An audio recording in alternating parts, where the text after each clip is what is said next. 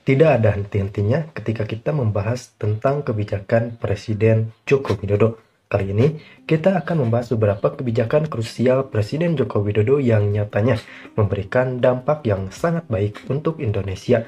Selain itu, banyak kebijakan-kebijakan Presiden Joko Widodo yang menantikan pengesahan langsung dari DPR. Tentunya, Presiden Joko Widodo berharap bahwa setiap detik pekerjaannya bisa menghasilkan yang terbaik untuk Indonesia. Karena kita semua tahu bahwa Indonesia ini berada dalam transisi dari negara berkembang menjadi negara maju. Dalam transisi tersebut ada beberapa aspek yang harus dibenahi, salah satunya adalah terkait penanganan kasus tindak pidana korupsi.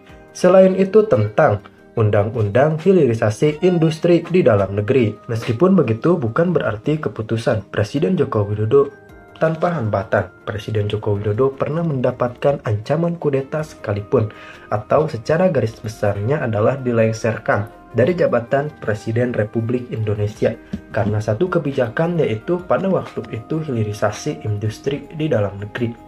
Kita semua tahu bahwa berarti hilirisasi industri di dalam negeri ini barang yang sangat tidak mudah. Maka dari itu, kita flashback sedikit ke debat Pilpres 2024 bahwa tidak semua capres kompak mendukung hilirisasi. Ada yang memang tidak mendukung karena mereka mengatakan bahwa hilirisasi perlu dikaji ulang. Dan bahkan ada statement yang mengatakan hilirisasi ugal-ugalan. Tentunya kita semua akan tahu jawabannya dalam beberapa waktu ke depan. Karena memang kebijakan Presiden Joko Widodo ini sangat di luar dugaan kita semua. Presiden Joko Widodo berani melawan tekanan-tekanan sekalipun dari bangsa asing. Langsung saja kita simak informasi selengkapnya sekarang juga.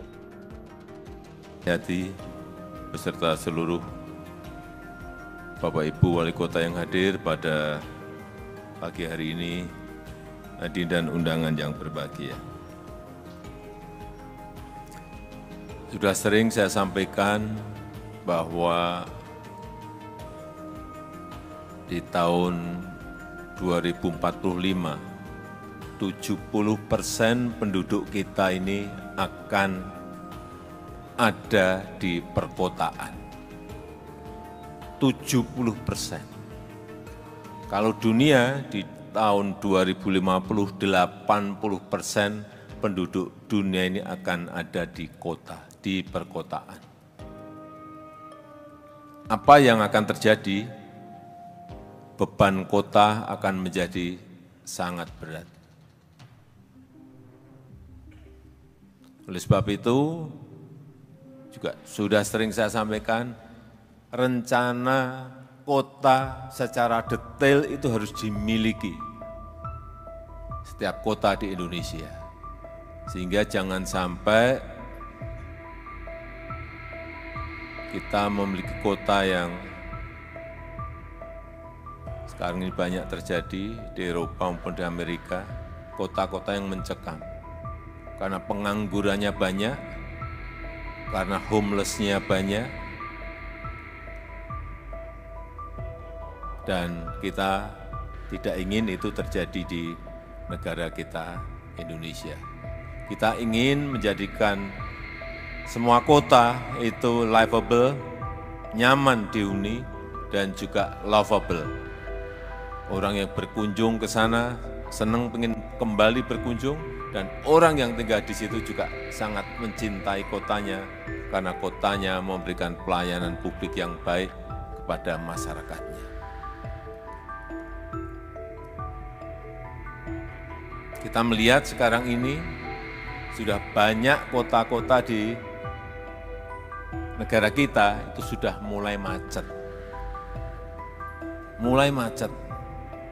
Pak Wali Kota Balikpapan sudah macet. Sudah. Saya dengar sudah. Surabaya sudah macet. Pak Wali sudah. Ampun Pak, sudah. Bandung, Pak Wali Kota Bandung, sudah macet Bandung? Sudah. Medan, Pak Wali Kota Medan ada macet? Macet. Oh Pak Wali, macet. Semuanya sudah mulai macet. Oleh sebab itu, sekali lagi, rencana kota mengenai transportasi massal, transportasi umum itu harus disiapkan.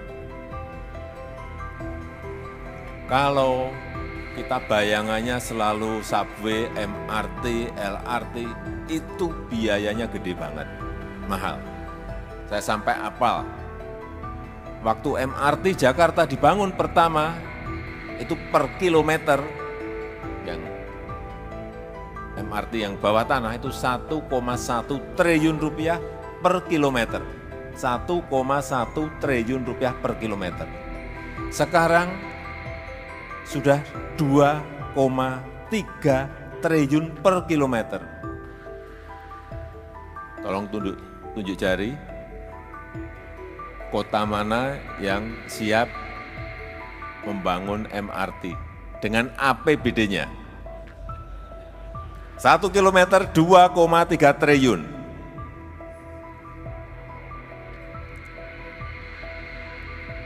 Kalau LRT yang kita bangun di Jakarta, yang kita bangun sendiri,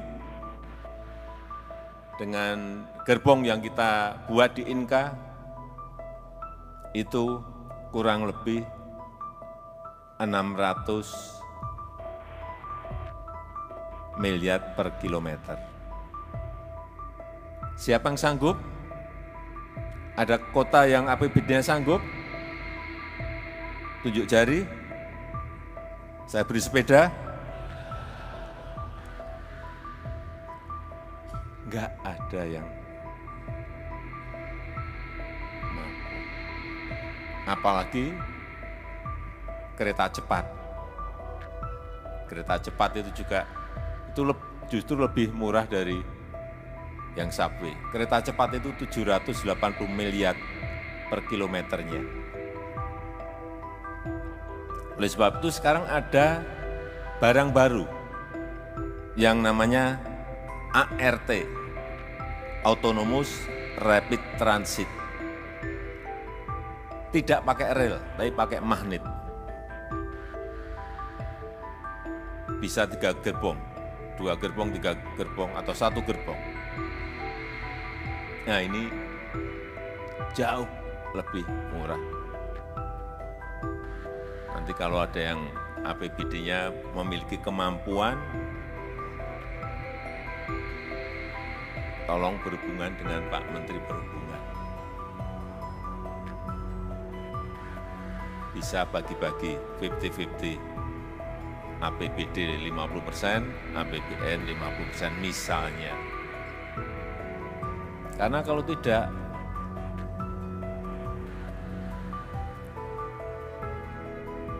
sepuluh 20 tahun yang akan datang, semua kota akan macet.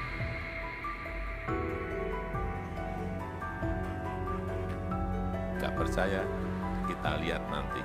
Kalau nggak kota-kota siap dan menyiapkan diri mengenai transportasi massalnya.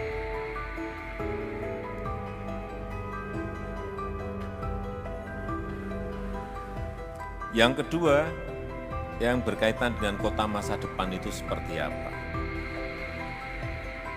Banyak di antara kita masih banyak yang keliru bahwa kota masa depan itu harus kota modern yang banyak pencakar langitnya, banyak yang high rise buildingnya.